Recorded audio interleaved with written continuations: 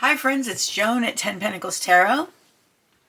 And today I'm going to review for you the Spellcasting Oracle Cards, a 48 card deck and guidebook by Flavia Kate Peters and Barbara Michael John Free. Artwork by Elizabeth Griever Gesseman. Alright, so before we take a look at this, let me say I am happy to say that I now have over 100 Oracle deck reviews on my channel and well over 100 tarot deck reviews as well. So if that's something you like to look at, check out my playlist, Tarot Deck Reviews Volume 1 and Oracle Deck Reviews Volume 1. All right, so let's take a look at this. So it's a two-piece top and bottom box. This is what the cover looks like. Here's the bottom. It's published by Hay House. And it says, have you ever wished you could cast a spell to change your life's path? Connect with your inner witch and add a little magic? The 48 cards in this deck will help you to harness thousands of years of supernatural wisdom to empower and heal your journey. Whether you're a seasoned witch or a magical dabbler, all the spells you need to conjure your desires are contained within this deck. Are you ready to work your magic? It says Flavia Kate Peters and Barbara Michael John Free are both high priestesses and teachers of ancient magic. And Elizabeth Griever Gesseman is an artist who merges different mediums to create new interpretations of myth and archetype. And this deck is $19.99 in the US and $25.99 in Canada. All right. The inside of the box says, as I open this box, magic abounds, for my spirit connects with the answers it's found. Feeling my heart open up to one love, beauty surrounds me below and above. Vibrations now raised, inviting in light, protection in place as I see with new sight. As I work with these cards, connect us as one. In peace and love we are blessed. It is done. All right.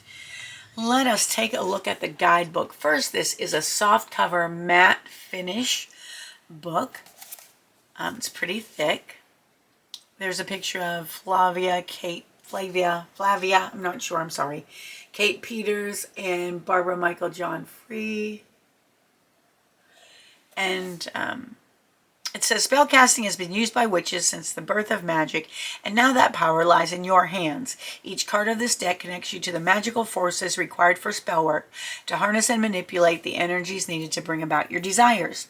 Discover how to work with the moon phases, specific weekdays, and candle magic in conjunction with unwavering focus and intent through invocation and incantations. Each spell offers empowerment and freedom through the spellbinding act of transcendence as you harness natural magic to positively enhance your life. All right, sounds interesting. Here we go. Title page. And this was published in 2020. So it's just a few years old. Table of contents. And let's see what we have here. Hail and welcome. The ancient art of spellcraft. What is a spell? Spellcasting do's and don'ts. And I found this really interesting. Like a couple of them are, know that you have control. Be confident and excited about what you're doing. Be specific in finding the spell that exactly fits your required outcome. Determine your goal and focus. And it goes on. And then it tells what not to do. Don't cast spells if you're feeling tired, run down, stressed, or are suffering from negative emotions. Don't use negative words in your spells. Don't tell others about your spell casting. Silence is power. It talks about the threefold law, which is whatever you give out comes back to you 3 times 3 times 3. Remember that our magical intention must always be done with harm to no one. All right, then talks about the magical moon phases, dark or old moon, waxing crescent moon, first quarter moon, waxing gibbous moon, full moon, waning gibbous moon, last quarter moon, and waning crescent moon. That's interesting. And then it talks about all of the magical full moons and what month they happen in. For example, this is October, and it says, the blood, vine, or hunter's moon happens in October. It's a good time for soul growth and deep wisdom within. Then it talks about magical weekdays. What every day of the week is good for. So, today's Wednesday. It probably won't be when you watch this. It says the day of the god Odin, who is ruled by Mercury. It's a time for communication, expressing yourself, and focusing on life decisions. Then it talks about magical directions, elements, and connections. And there's a chart of the directions and elements. And then how to cast your spell. Step 1, prepare your spell. Step 2, create sacred space. Step 3, choose your spellcasting card. And step 4, seal the spell. And then it talks about working with card spread. So there's a single card reading, a 3-card spread, a pentagram spread. It tells you how to do each one. And then it says, please note the spells, rituals, and workings in this guidebook are for entertainment purposes only. It's important to cast the spell your way. We've given you guidelines, but it's up to you to create your own unique magic spell. These spells cannot be scientifically proven, therefore you must use them at your discretion. You are responsible for your words, actions, and deeds. Do what you will, but harm none in this process. So mote it be. All right, so again, a lot of tarot readers and people that write instruction books and things and do card readings, they, to relieve themselves of any legally binding, things that might have been said, that someone might say ruined their life or caused a bad thing in their life. That is why they say these are for entertainment purposes only. So take that as you will. Now, interpretation of the cards. So it talks about each card. So each card has the title of the card, talks about magical guidance, spell incantation, and magical meanings. And that is for every card. And at the end, we'll do a 1-card pull so that you can see how this book is written. It has a lot of really interesting information in it. And at the end, we have a spot about the artist and about the authors. Okay, so that's the guidebook. Now let's take a look at the cards.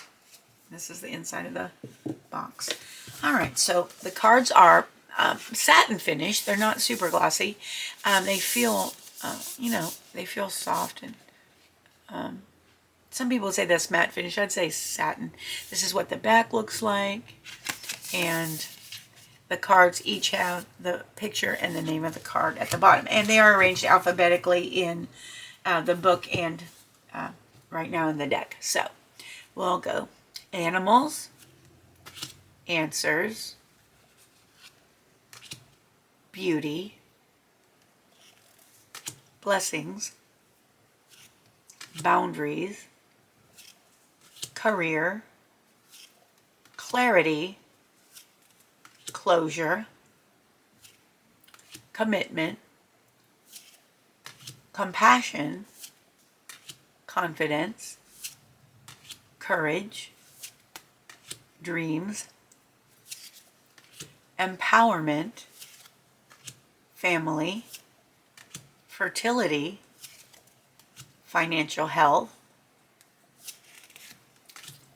finding, forgiveness, freedom, friendship, good luck, grieving, happiness, healing, poem, inspiration, justice, life purpose, lighten your load, love, manifestation, new beginnings, passion, peace, prosperity, protection, psychic abilities, reconciliation, spirit guide, strength, talent, transformation, travel, trust, truth, well-being, and willpower. All right, and there are, again, 48 cards. So let's see how they shuffle. Now this is a standard oracle deck size as far as the size of the cards goes. That they will tend to be bigger than a tarot deck. So let's see how they shuffle. Yes, they shuffle fine. They don't stick together. It's always a little hard for me to do the riffle shuffle with oracle cards because they're so much bigger than tarot cards. Alright, so let's shuffle and we'll do a one card reading so you can see exactly how this book is written. Alright.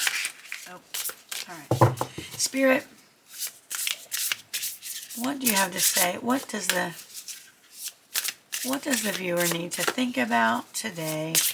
What message do you have for the viewer today?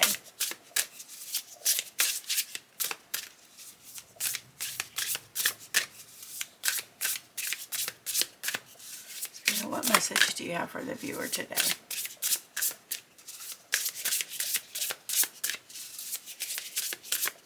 Concentrate now as I shuffle on something that you're wondering about. And this may be your answer. What does the viewer need to know today?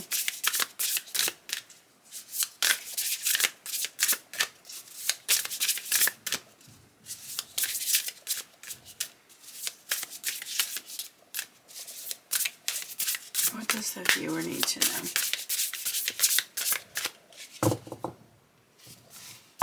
Okay, this is the card. It's called the card of happiness. All right, and that is what it looks like.